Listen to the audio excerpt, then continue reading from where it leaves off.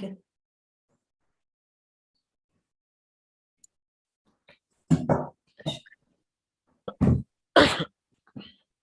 So good evening, ladies and gentlemen. Today is March 8th, the International Women's Day. And I think we live in such an era where gender equality is discussed in every nook and corner of the society. But whether it comes truthful or not is another matter of dispute. Anyway, we feel so proud to note that the word feminism was first used in Kerala by Vakamaulavi in an article in Deepika in 1932. Maulavi always stood for women's rights and wrote extensively on the need for them to be educated and to occupy their rightful place in society. Vimamarsi strongly believes that it is our duty to do our part in materializing the visions Maulavi had on women empowerment. And today we are going to have our Women's Day special lecture. The topic is resistance, writing, and the voice of women. And we are extremely happy to inform you that today's speaker is none other than Meena Kandasamy, the poet, activist, and writer. Meena Kandasamy's writing aims to deconstruct trauma and violence while spotlighting the militant resistance against caste, gender, and ethnic oppressions. She explores this in her poetry and prose, most notably in her books of poems such as The Touch in 2006 and Miss Militancy in 2010, as well as her 3 novels, The Gypsy Goddess in 2014, When I Hit You in 2017, and Exquisite Cadavers in 2019. Her collection of essays, The Orders Were to Rape You, Tamil Tigresses in the Elam Struggle in 2021, has acquired worldwide appreciation. Her novels have been shortlisted for the Women's Prize for Fiction, the International Dylan Thomas Prize, the Jalit Prize, and the Hindu Lit Prize. She has been a fellow of the University of Iowa's International Writing Program in 2009, a Charles Wallace India Trust Fellow at the University of Kent 2011, and a fellow of the Berlin-based Young Academy. In 2022, she was elected as a fellow of the Royal Society of Literature, United Kingdom. Activism is at the heart of her literary work. She has translated several political texts from Tamil to English and previously held an editorial role at the Dalit and Alternative magazine. She holds a PhD in sociolinguistics. Her latest work, The Book of Desire, is a translation of the Tirukkural, the Tamil epic. On behalf of Vimamarsi, I wholeheartedly welcome you, Meena, to this session. Thank you so much, Shaheen, for the invitation, and thanks to everyone for turning up both at short notice, but also, in this time when a lot of conversations about Zoom are not happening anymore. So I'm very proud to honor the memory of the Maulavi, and I was very happy that his descendants are taking up in a lot of sincere spirit and necessary progressivism, taking forward his message, keeping alive his memory, and to keep it burning. And so thank you so much for inviting me. And I'm, without much prefacing, I'm going to just start talking about the things I came to talk today, which is about resistance, writing, and the voice of women. So I have a couple of points to make, or basically to share with you, and I also want to hear what other people have to say on this topic. So the first thing that comes to mind when I wanted to write or talk about resistance writing is that it is a very gendered enterprise. And even before we go to the writing part of it, I just want to stick on this word resistance, and for us to think about it, which is that from what I have seen, and I'm like an 80s kid, and from what I have seen is that there might be like 10 types of resistance, right? Like you could resist by writing something, you could resist by going on the street, you could resist by signing a petition, you could resist by putting up posters in your college, you could resist by going underground. There's a whole spectrum of what constitutes resistance. And I always find that it doesn't, and this was as a learning experience as a young person, that it doesn't matter how convinced you were about what you wanted to do. It did not matter what you had to say.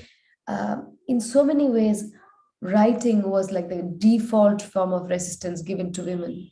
And there is a reason for that. It's not because writing is the most powerful or because writing is the least powerful. It's because, in so many ways, because we live in this very patriarchal society, and because access to public space is, constrained on, a lot of class issues, a lot of caste issues, a lot of patriarchal issues, a lot of religious taboos. So the fact is, any form of resistance that requires women to take up this public space is automatically denied to women, because we disrupt what they see as the body politic of even the resistance. So it's not just the oppressors, but even within the resistance, we have this, so which is why, like, there's so few women are able to, like, okay, I'm just going to go and be an artist. I'm just going to go. There's far more women who are writing the resistance than we have, I don't know, women sculptors, women doing, avant-garde art, or, just in terms of numbers. I mean, so many women poets, as opposed to, if you're looking at the list of, disruptive, women on the streets, women who are doing mass mobilization programs. And also, it's very interesting because, when you talk about this, and especially as a Tamil woman, and I have translated the work of the Tigers, that's really the far end of the spectrum, right? So we are talking about some very mild things like writing, and at the far end of the spectrum, how do you resist? Sometimes, like, if there's an occupation, how do you resist when you're trying to do a national liberation struggle?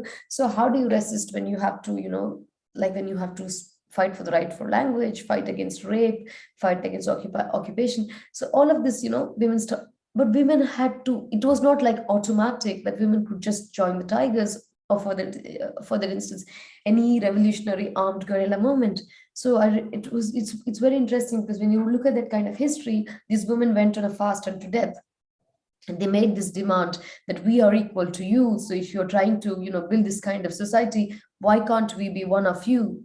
And, somehow the leadership of the Tigers at the time had to come down and concede to the demands of the women and say, okay, yes, you can join the forces, but these are all the conditions. You cannot fall in love. You should not have long hair, whatever it is that, masculinity wanted to impose on these women in order to make them, part of the resistance. So, and I think it's really, this is why I always continuously, begin to feel that, how is it that, as much as I'm proud to be a writer, as much as I'm proud to, think that, okay, we are doing great work by saying all these, controversial things, by saying all these things nobody says, by saying all these things that are, challenging in some way the system, this is still safe space. This is still the safest space. Like, you are just writing, you're just you with the paper, you're not on the street, you're not underground. And all of these, they find it far more, I mean, not just patriarchy, but every single system of oppression finds it so much more harder to answer. So I actually wanted to, I wanted to, unpack this connection between resistance and writing, because I sometimes think that, it's like an angry child, like your angry child comes and, he's having a tantrum. He wants you to buy him, I don't know, a TV or a smartphone or whatever. And instead you say, can you have chocolate? And you're a clever mom, so you say, okay, you can have the chocolate. So, it's completely distracting, misdirection. And I think some of that, what has happened in trying to make us into writers or push us into writing, is this kind of condescending misdirection that, gives us these small little perks instead, so that we don't demand the larger thing. The larger thing is power share, representation, the right to leadership of mass movements. So as much as I'm a writer, as much as I believe in what I say, I just have to qualify all of this about writing. And here I want to say, what does it mean? What does it mean when women are on the streets? And we saw this with Shaheen Bagh. Nobody has forgotten that. But we see that with, sometimes we see that in Kashmir, sometimes we see that in Manipur, what happens when women are on the streets. But for me, it's much more interesting to go back, not in the future and discuss things which are looking morbid at the moment, but sometimes to go rewind a little bit, go back to history, and to see how was this dealt with in history. So I was translating at some points the works of the Tamil rationalist leader, the self-respect leader, Periyar E.V. Ramasamy, and what he had written on women's rights. And when I read his work, and when I was going through in the 1930s, so again, this is something that's very crucial. It's happening today, the question of Hindi imposition and fighting what is Hindi hegemony. And in the 1930s, Periyar says that's when the first Hindi agitations happen. This is pre-independent India. And at the time, about 1,500 people are jailed. About 70 of them are women, and about 13 or 14 of them are actually mothers who take their children to jail. And he makes this very devastating speech in which he says, I expect women to be winning this battle for us. And he says something that, if he said this today, it would be considered seditious. It was already considered seditious at the time, and he had to spend time in jail, not for the speech, but for other speeches.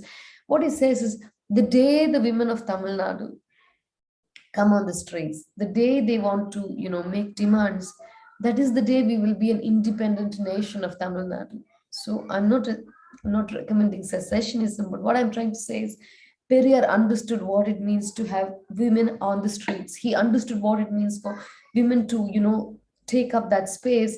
So I just wanted to highlight that, because obviously women in the self-respect movement, women in the agitation were doing a lot of things. They were writing and all, but the critical moment of change, the critical moment of reckoning was women taking to the streets.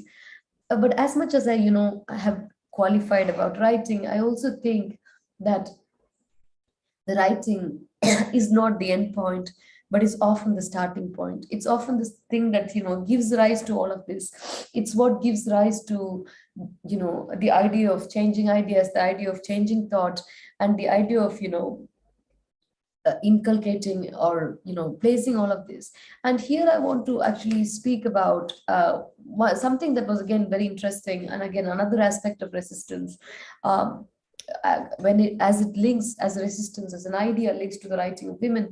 So we have a lot of political writers, especially in India. I think from Kerala you have Arundhati Roy, who's literally been over the last 2 decades the voice of conscience of the nation, the person who says what everyone is afraid to say, who asks all the difficult questions, who asks all the right questions, and almost being the conscience of the nation. You had writers like Kamala Das, who in our own way, which may not be about, the body politic, but about the body, the female body itself, has written so transgressively, has, broken so many barriers. And I really think that, that women are not any less political than anyone. We don't have to be making this point. It's a moot point. But again, my whole question is, when we speak of resistance, the question that we have to ask, earlier I spoke about the forms of resistance. Now the idea is the gendered appreciation of resistance. Because what I have, we were having a conversation the other day, and I was talking to an American friend of mine, and I was asking her, I spend a lot of time thinking just to myself, why is it that I'm not yet in jail? And it's a honest question, under the present situation, if you or call yourself a writer, if you call yourself as someone who speaks truth to power, if you call yourself someone who's like part of whatever it's the quote unquote larger resistance, then the question is, like, how is it that you don't how is it that you have not yet been in jail? Like, because at this moment in time, going to jail is like getting a validation. It's like getting a certificate of merit. It's like a diploma. It says, okay, you have done your job, you can pass this degree, you have done something. So because otherwise this, I don't know, at least among the writers, this idea of the major fear of missing out, like, what people who have written less than me are in jail, people who have written less provocative stuff than me are in jail. So you start thinking like this. And then a friend of mine actually said to me, well, Meena, have you thought about the fact that because you're a woman, people don't take you seriously? And that's quite interesting, actually, because you think of a lot of reasons why they're not doing you. But that's another thing that, when you're talking about resistance, again, it's like, even if women are writing resistant stuff, even if women are, challenging the status quo, even if women are, calling out,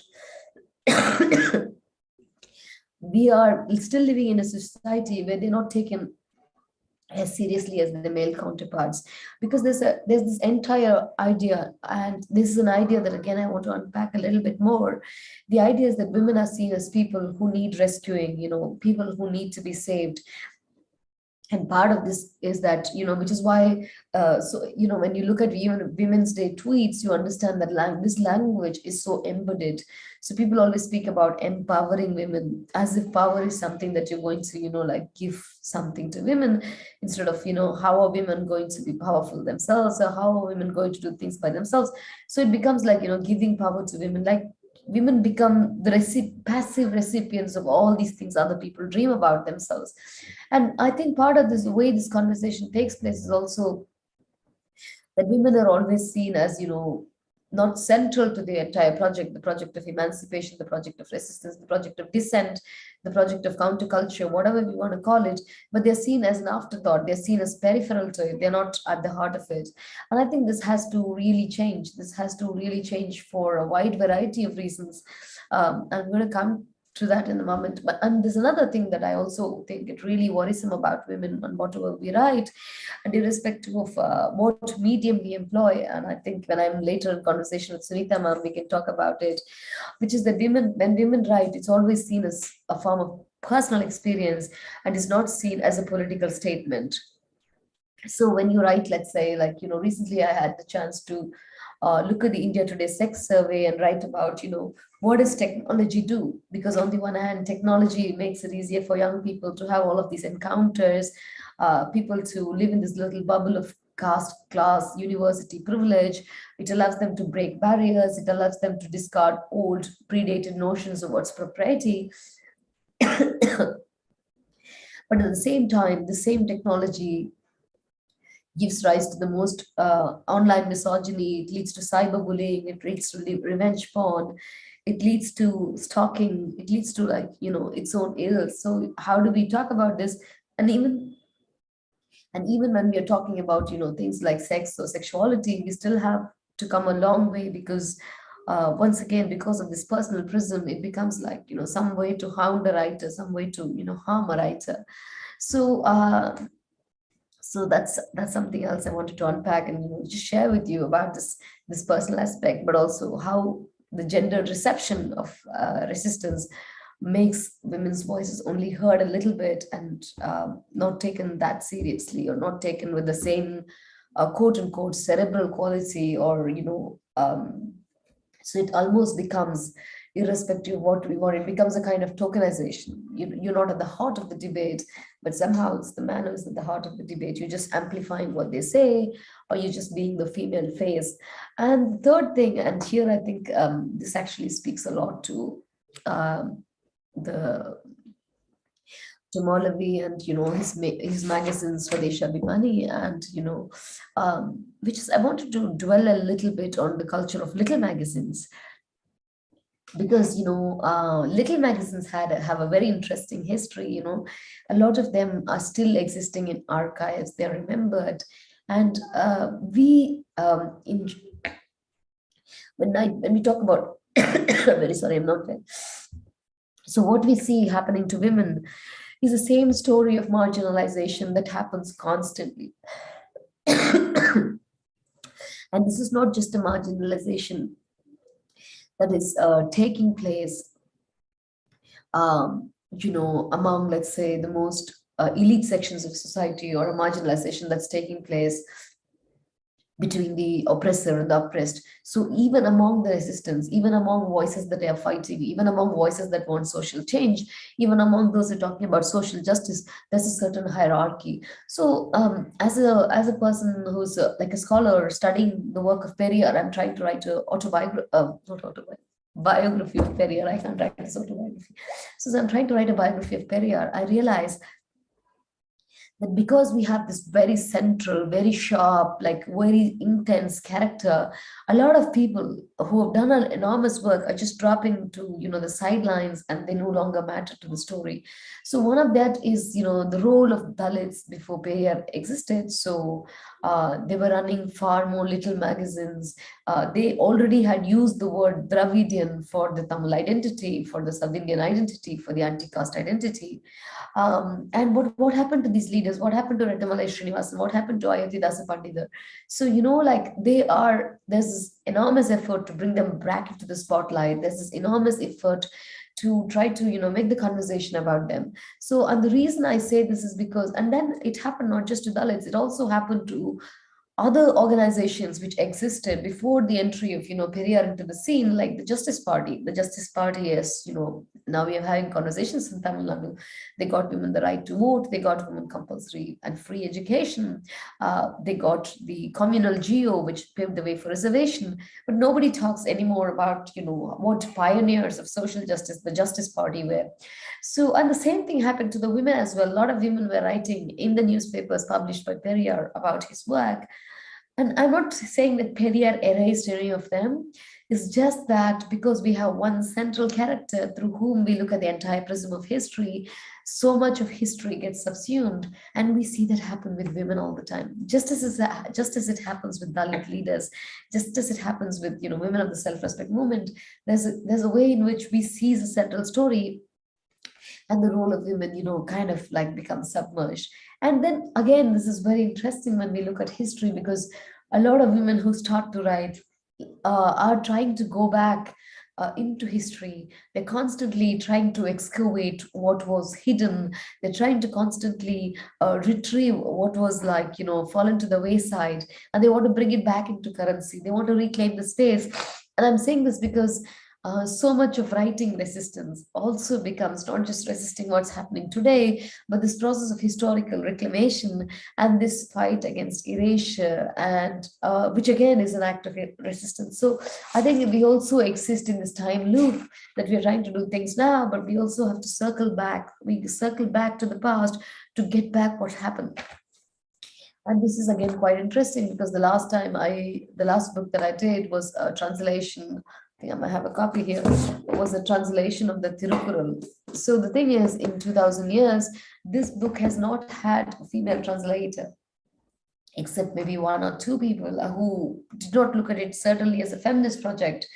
And it becomes important because, on the one hand, you are trying to write new stuff, you're trying to say new things, you're fighting against, let's say, a certain particular fascist regime that's trying to silence a lot of voices. And on the other extreme, you're also trying to go back 2000 years and trying to reclaim voices from that time. So I think it's all of this. I don't know if I've made sense in this lecture to my I don't know, to like kind of like a bail application. I should say that I was asked to do this only 2 or 3 days ago, so I did not have a lot of time to prepare. But these are my thoughts. But I want to stay back and answer questions or share other thoughts.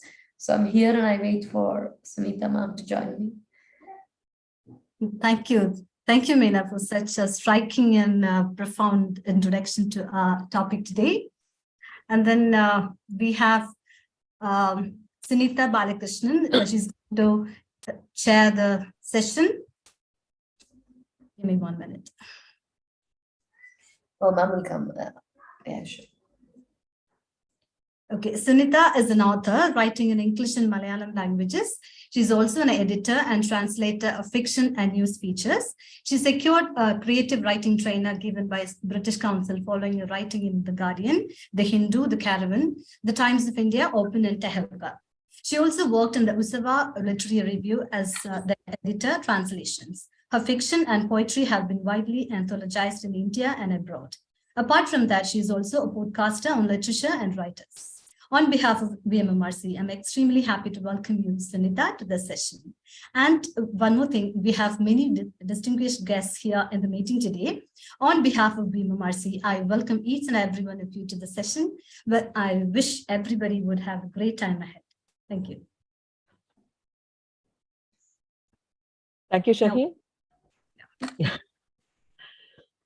I was, I was just watching how Meena launched into what she wanted to say, and the enthusiasm she brings with it is the core of any resistance activity that we have here. It's see, when we talk about resistance, resistance, it could be anything. I mean, it could be even an act of, writing on social media or just speaking up, breaking the silence. Anything can be resistance. But, after Meena's speech, I was just thinking about writing, and I was thinking about a few acts, like Trivandrum being the capital city. I'm actually sitting in Trivandrum right now. capital city, we are at the core of anything. You want to resist anything, people travel to Trivandrum from any corner of Kerala. So any day we walk out, we see an act of resistance. And this is again recreated in the news reports, on the blogs. And you know how Malayalam language and Keralites are infamous or famous for our trolls. We make fun of everything, including ourselves. So anything and everything comes across as an act of resistance in humor, in news reports, in fiction, in poetry, anything we can see. We are a people who have resisted anything that doesn't suit us all through our history. But, as personally speaking, as a person from a normal middle class privileged background, resistance at once upon a time meant only, the Indian independence movement. That was, the biggest act of resistance we were taught. Then, of course, when you read Kerala history, we have all these labor class movements. And that again, it's a part of our blood, part of our history.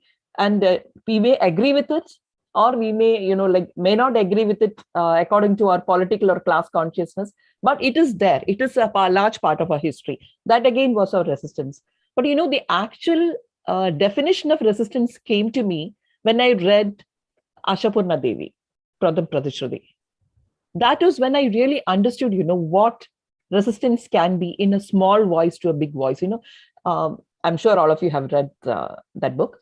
But when Satyavati comes forward and documents her life in her voice, I'm talking about the woman's voice here, and about what happens to a woman who gets education way back. I think it's in the 1800s, late 1800s.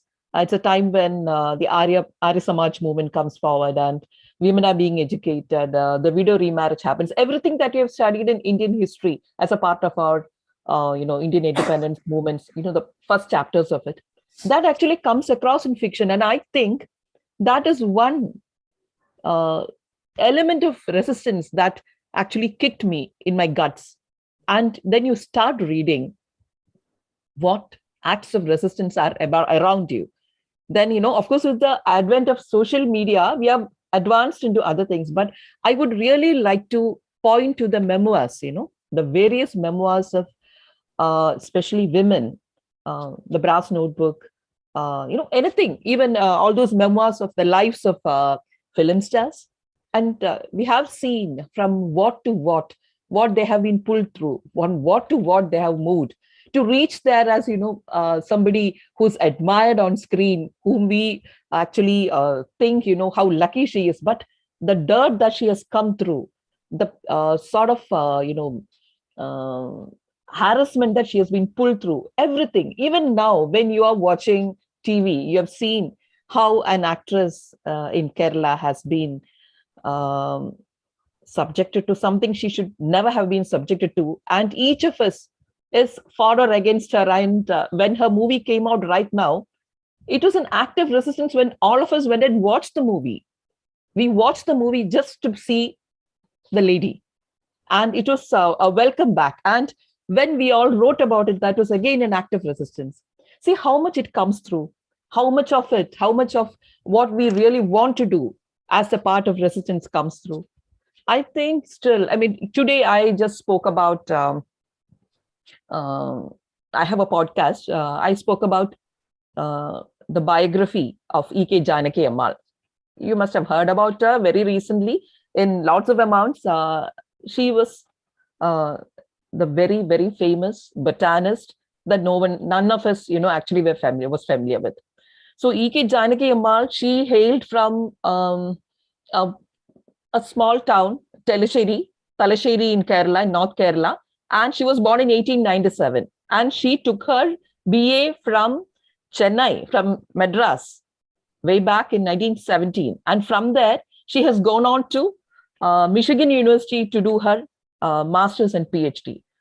And this has happened in the first half of the 20th century. And it is not as if she is from a privileged background. She has gone there just through her scholarship and her, research prowess.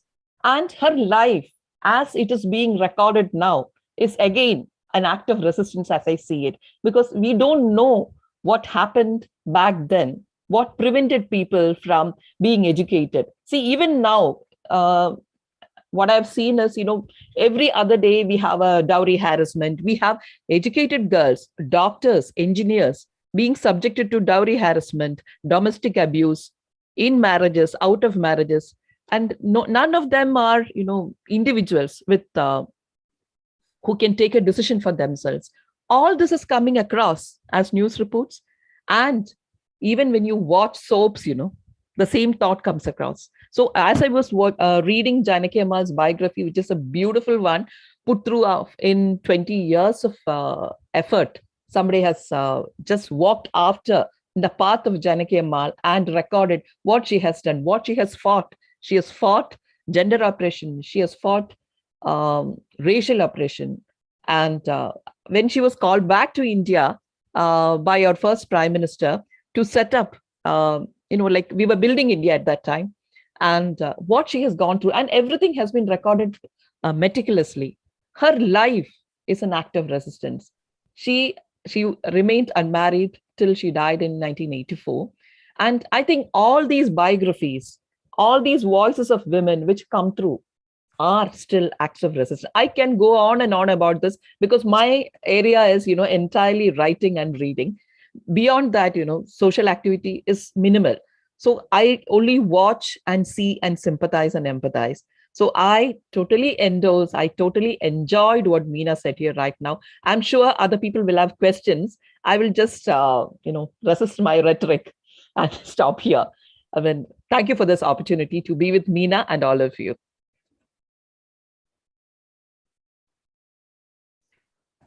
Thank you, ma'am. Thank you for, I'm just going to come in a little bit and then open the floor for questions from others. There are just 2 or 3 things I wanted to develop a little bit more and say. One is that on Janaki Ammal's life is very interesting because, I think for a certain type of, women in Indian history, but also even today, just not getting married is a major act of resistance. Just staying single all your life, like just saying, I don't want to marry, I don't have to declare myself to be married. Like, that's a resistance beyond writing. Like that's like, how do you live in this society that wants this conscious coupling all the time, that wants a declaration of this conscious coupling? So I think that's one of the things. The other thing is, you spoke about this entire series of reforms, right from sati and right from education. I think in the 1920s, if she studied in Madras Presidency, the census manual for 1921 actually gives that there were only 2 women who were literate for every 100 women. So that was the literacy rate at the time. And the reason women were also not given education was so caught up with, that's where I think we become politically shy to say, to call what was happening, was because the enormous Hindu orthodoxy at the time, which was fighting and saying, this was the time of rampant child marriages, where also, you had to get married as a child so that you have your first period in the house of your in-laws, so that they could know that you were a virgin when you came, like this whole complex that we existed in, which, basically ruined women in so many ways, and their emancipation had to be fought at each of these levels. So which is also why, the education was so low and other things. So yeah, obviously, I think that, when we speak about resistance, it becomes easy to say some things like, women are not getting educated. But I think the connection to the larger picture, which is Hindu orthodoxy of the time, is where we become shy and we just don't want to say these things because we have to pay a price for saying them.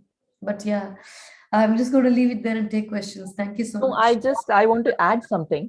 Yes, and as I was going through Janaki Ammal's biography, I found that, she found a number of women from Kerala at various places of her trajectory. And wow. all of them were either Eliama or Checha. I mean, they belong to the Syrian Christian background. And see, the missionaries had done a lot of, help, support in educating women. And the Syrian Christian community had taken it up largely. And as you said, the Hindu orthodoxy did not support it. And this shows, what I found was in Madras Christian College, or was in Queen Mary's College, I think, one person who came was from the royal family. The woman, one woman from the royal family of Travancore had come there. The rest of them were Syrian Christians. So it's again, it points to, how we are conditioned to not resist. Yeah, Uh, definitely. that silence, the voice that's being silent, even now, as you said, remaining single uh, is something that is very difficult. Forget whatever single. You can be a single, a divorced single, a widowed single, whatever single. Okay, by choice single. But whatever, being single is the biggest task. I mean, I think the resistance part of that is something I hope somebody will talk about it from the audience. Yes. Yeah, I feel very single when I'm not with my children, so I understand what you mean.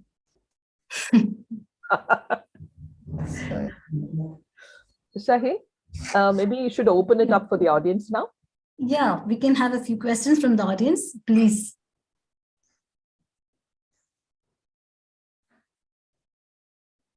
yes, sir. Someone's raised their hand. Yeah, Bob. please. Yeah. So unmute yourself and speak. Thanks so much. Thank you so much for the talk. Really enjoyed it. In fact, I just want to point out something which you have said, because that somehow confirms what I have been thinking for a long time. I'm from philosophy. I studied philosophy. I teach philosophy. Is that people say women's empowerment and including emancipation, as if women are not empowered, have no power. This kind of presupposition that somehow, all this fantastic, idealistic utterance that people may overlook that. I would say you can say that it's a kind of Freudian slip. If it's a Freudian slip, that it comes from the deep unconscious or consciousness, whatever. So my point is, that whether it is casteism or the patriarchy, so there are two aspects. One is the practice, which is visible, exterior, and then the interiority of a consciousness. And you can resist the practice, but how would you resist the consciousness? I mean, even you can abolish the exteriority, but how would you address the interiority? That interiority of caste consciousness, the interiority of patriarchy. And with that, people may appear to be progressive, revolutionary, whatever. So I'm more interested in that duality of all this, like when these things becomes more interior and the level of consciousness, and how would the resistance address that? I'm also thinking aloud because what you have brought up is something very new. I think that because these systems, I personally believe that these systems are not intrinsic to us as human beings. I don't think that we come into the world deciding that men have to oppress women. I don't think we come into the world with the idea that I'm born as a superior caste. Like all of this is conditioning. All of this comes after birth. Like when we come, whatever we are like a blank slate. So I don't think this is like genetically encoded in us. And that is why, precisely because we don't come with this kind of a program written into our mind, because there's no software that tells us, go and oppress women, no software that tells men you have to hit women, you have to oppress them, you have to shame them, no software that says the upper caste, you have to do this. That is why I think both caste and patriarchy constantly condition you, they constantly regiment you, so that even just because it doesn't exist inside you, you have to be constantly reminded that you have to do it, so that it becomes a part of your emotional, intellectual landscape. So, with caste, it's like, you wear these type of clothes, you do these type of rituals, you don't eat these type of foods, you do this, you do that, and especially, I don't think when you talk about the caste system, the most interesting thing is not just the body of the Dalit or the body of the Shudra that is regimented. The Brahmin's body is one of the most regimented sides of caste, right? So they have to wear a sacred thread, they have to do these sort of prayers. So, and these are consciously things that make them tell them that you are superior, that you're different, that you're twice born, that you're clean, whatever it is that it tells them, that you have to go and fuck up others, whatever it is that it tells them, it just tells them. And just because it doesn't exist intrinsically it's enforced again and again through these rituals, through these regimentations, through these cultures, customs, practices. So I really believe that, this interiority, which is why I really also believe that, even if they may not have called this out in these very philosophical terms to which you're framing this argument, which is why people like Periyar or Jyotirao Phule or a lot of reformers were like, you have to shed a lot of these superstitions, you have to shed a lot of these customs, and they were asking for a clean break from this precisely because they knew that as long as this existed, like, the hierarchy would exist. As long as only one person could be the priest, the hierarchy would exist. As long as only one person could go inside the temple, the hierarchy could exist. Which is why I think they wanted a clean break. I think the Periyar, he was not just applying it for caste, he was actually applying it for women as well, like this, to break this even sometimes self-imposed interiority. He was like, why do you wear a sari? Like, you couldn't run if you wanted to. Like, he says, why do you have long hair? Like, men are hitting you and you have long hair. It gives them a grip to hold your hair and hit you. Like, cut your hair short, just be like them. Like, why do you wear this jewelry? Like, you think it's about beauty, but sometimes it's about control. Like, if a man pulls you a piece of jewelry, you're going to hurt far more. So on the one hand, as a very feminine person, I'm like, Periyar can't tell us what we should wear. But all the same, there is a certain element of, what he says, like, if we are different, then in some ways, it reinforces some of these stereotypes, this kind of behavior. So yeah. But anyway, it was a very thought-provoking question, and we have lots to think about it. Can I add a bit to this? Yes. See, when you imbibe, I mean, in whichever, I think all these thoughts and our behavior and our philosophies, is what we internalize. It comes from where you grow up, Probably what you see around you is what you learn, and nobody tells you. I mean, we don't get educated enough. I mean, the schooling and education are two different things that happen here. Even in Kerala, you might have an MBA or a PhD, but your thoughts can be, like total shit. But what I'm saying is, we need somebody to help us unlearn this. You have seen how this WhatsApp university, quote unquote, is being used as a political weapon to introduce a culture to us, to destroy resistance, to we are learning things which have especially in Kerala, we are learning things, relearning things which we had shed long back. All these things are coming back. So where is the unlearning happening? That's my question. Who helps us unlearn? I mean, if you want to unlearn, where do we start? It's a question to me, Mom? No, I'm just thinking aloud, as I said. I mean, if you have some thoughts on it, I'd be happy. I have slightly controversial thoughts on it, so I don't know if I should tell them. Come on. You should, Meena, you should. No, my thoughts. No, I have some problem with some of this lingo. Some of the problem is that the problem is at some point the rest of the world stopped thinking, and we started importing whatever is happening in American universities.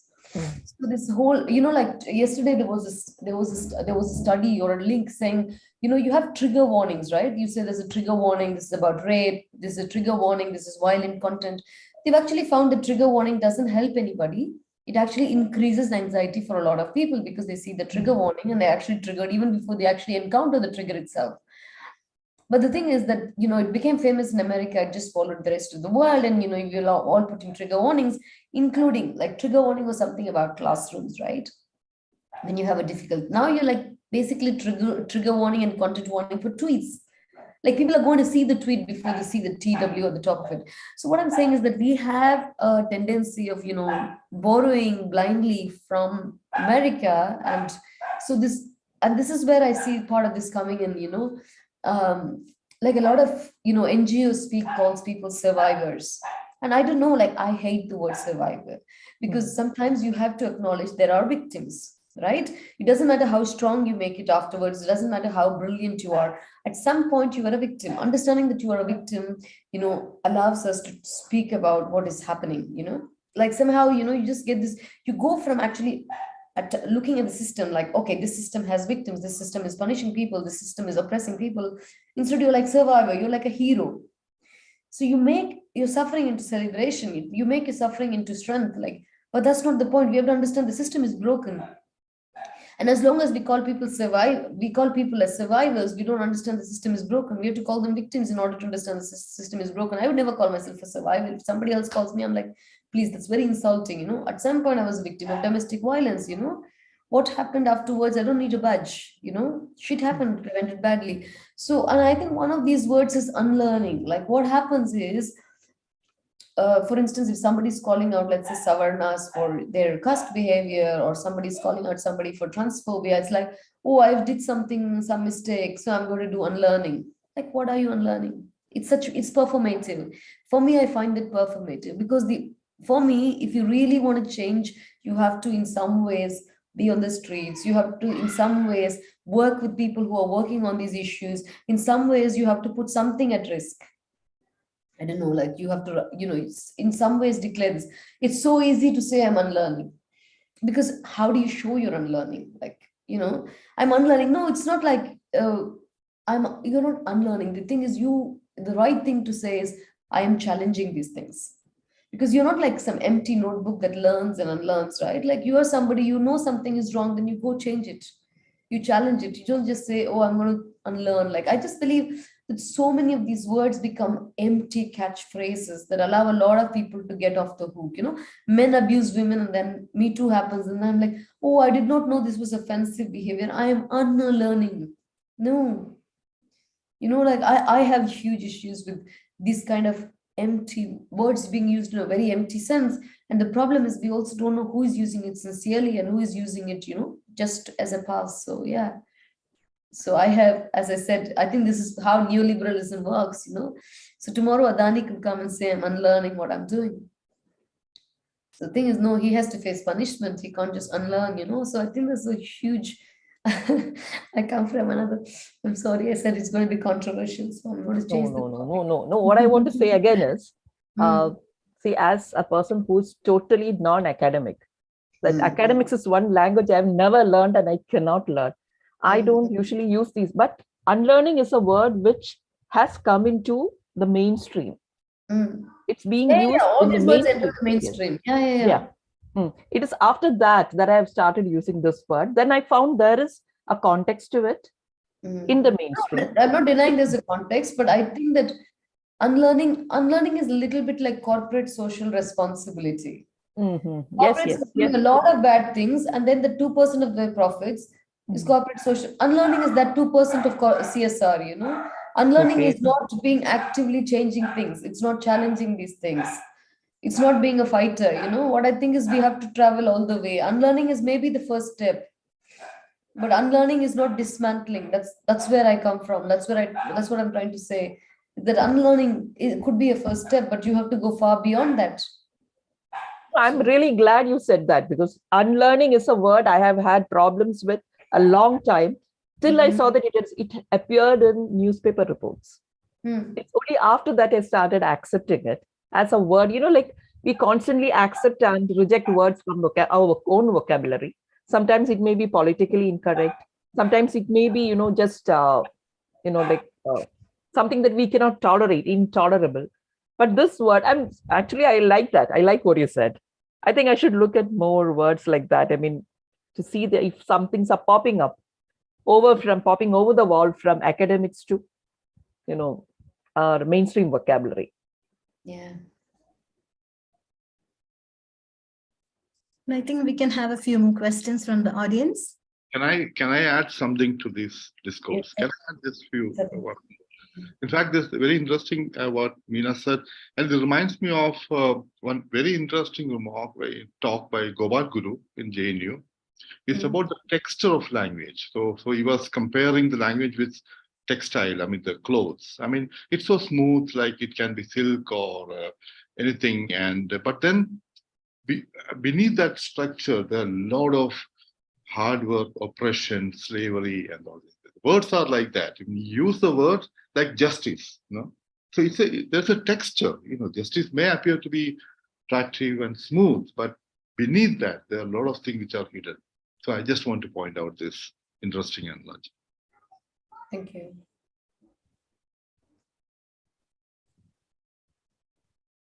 Any more questions?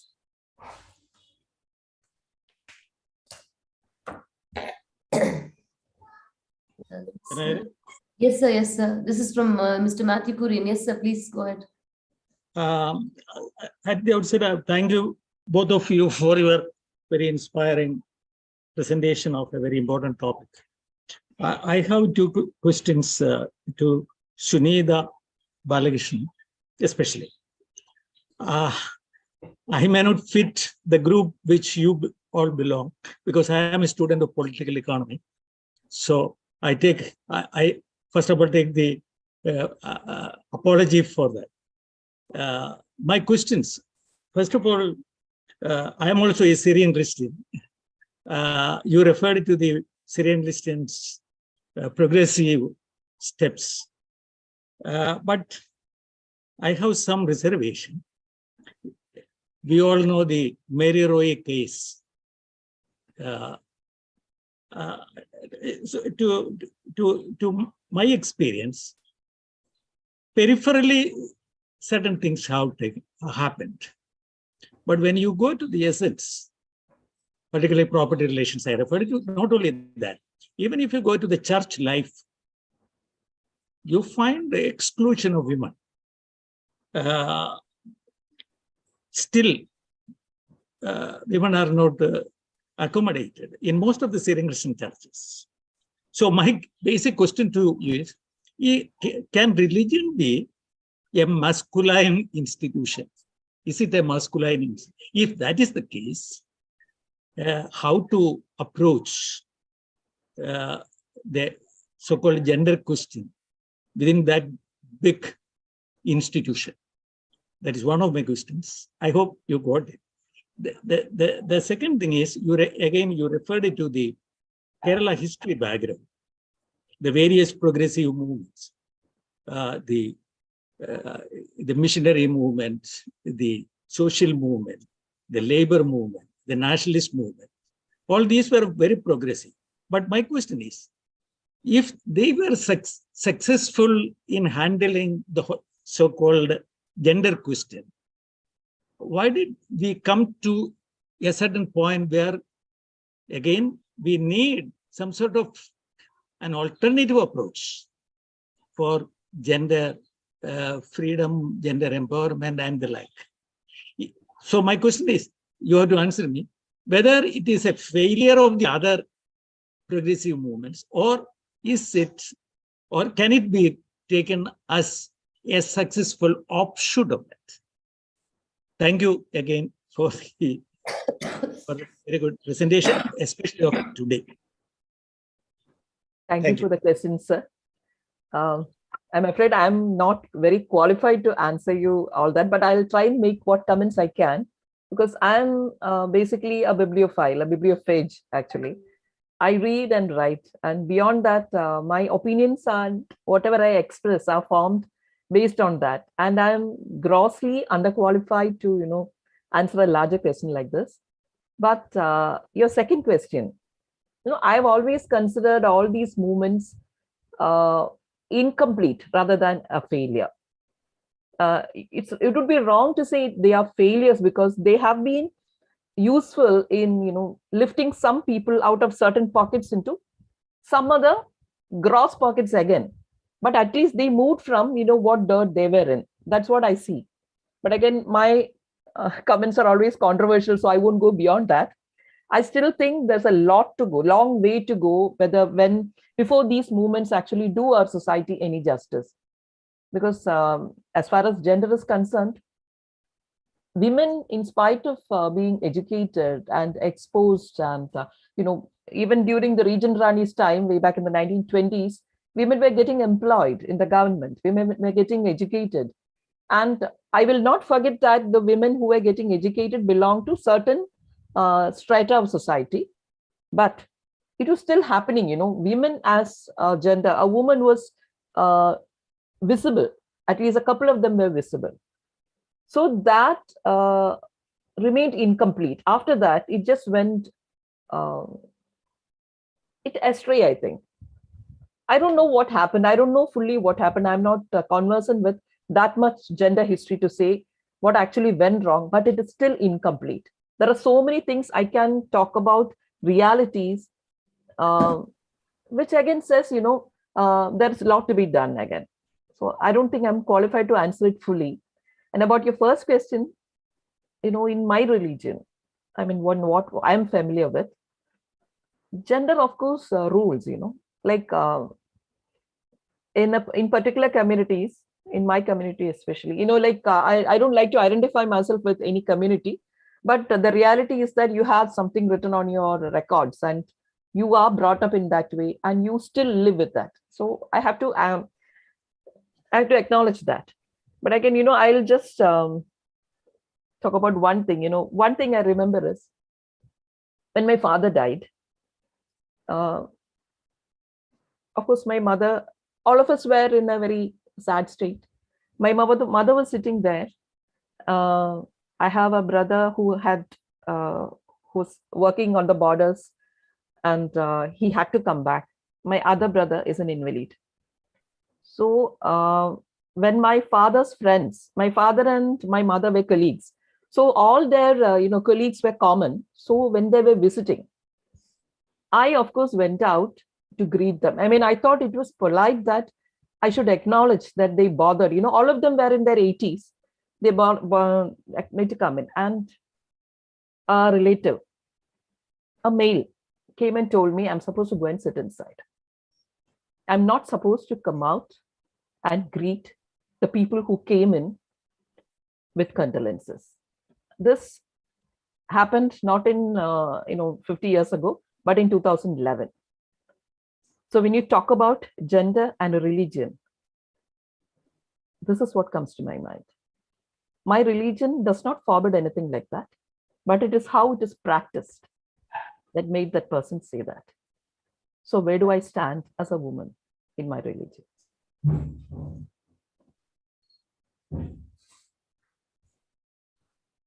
Oh, there's a question from someone from Malaysia. Yes, yes, I'm Maran from Malaysia. It's a very interesting topic you all are discussing. I was just looking at Indians and Malaysian Indians. From religion or tradition or custom, though they are similar, I feel that the Malaysian women are more emancipated than the Indian women. Why? They are similar in many aspects, especially taking the Indians, especially Malaysian Indian, 95 or 80% are Tamilians. But looking at Tamil Nadu women and Malaysian women, they are why is more of a, to my understanding, these are practical ground level happening. It is like a melting pot of the Chinese and the Malay and other races who we are in one way or rather interacting and absorbing their liberty of women.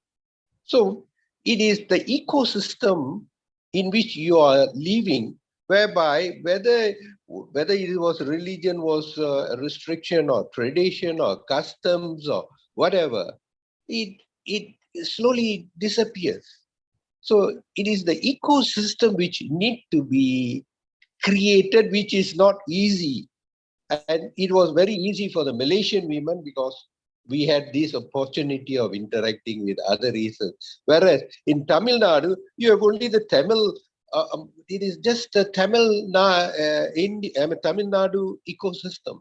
So with all their custom, tradition, religion, all superstition, I don't see how much they can break through. But like with due respect to Meena Kandasamy, all these women who are resisting are merely outliers. But the majority of the Indian Tamil women I wonder how much they can make progress. It's just a comment. Thank you.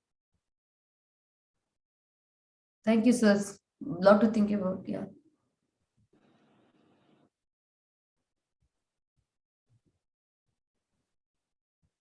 Is there any more questions from the audience?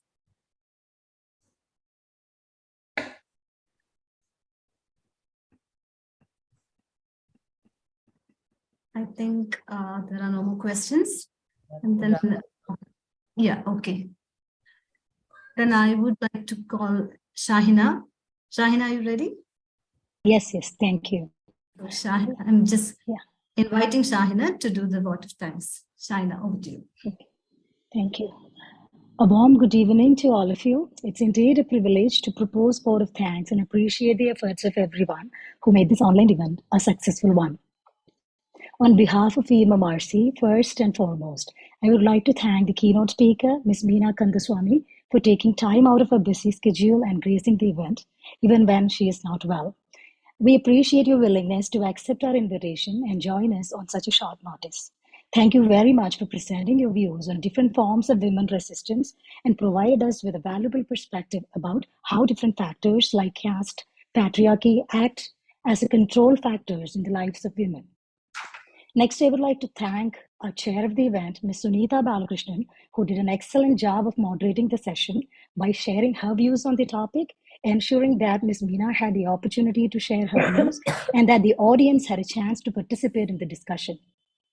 Thank you very much, ma'am, for managing the session with utmost professionalism. Next, I would like to express my appreciation to all participants for joining us by making use of the possibilities of internet and social media.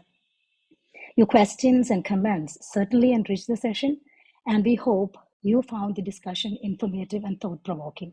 Next, I would like to thank all office bearers of VMMRC for celebrating International Women's Day by organizing an inspiring lecture on resistance, writing, and the voice of women by inviting two prominent and powerful women in India. We appreciate VMMRC for continuing the legacy of Vakka Maulavi, who was a pioneer of the women's empowerment movement in Kerala. Vakka Maulavi recognized the crucial role that women play in society and advocated for their education, economic empowerment, and legal rights. Let me thank Ms. Shaheen Nadeem for a wonderful welcoming and introducing the speakers. Finally, I would like to express my sincere appreciation to Mr. Shamir for the online technical support. As we wrap up this event, we hope that you will continue to stay engaged and will participate in our future initiatives. Good night and thank you.